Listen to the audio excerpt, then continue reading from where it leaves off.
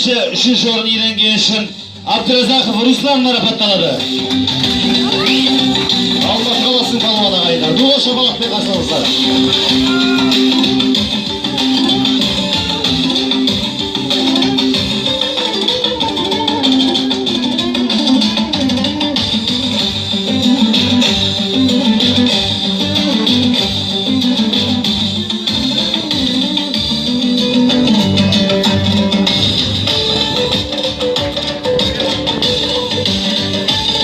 Қазақ күресінен түйе балуандар арасындағы Қазақстан Республикасының чемпионатында екінші орын иеленген үшін Сейтен Айбат марапатталады ағайын.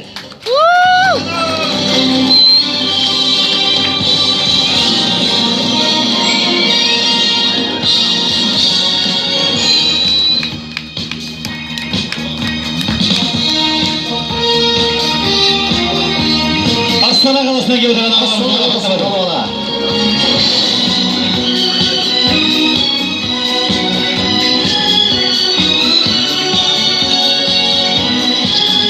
Шапал ұрып құрмет көрсетіп отырсыздар ағайындар.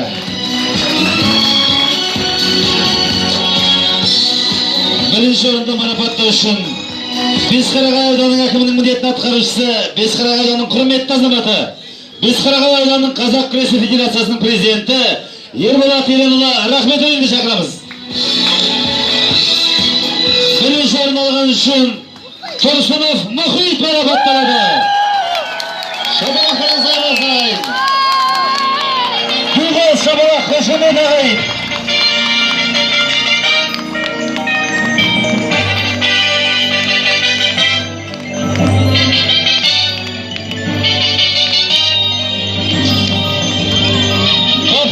Марапаттау арасында кездер Тұрсынов Шыңғыс ағамызды 200 мың теңге сыйақы.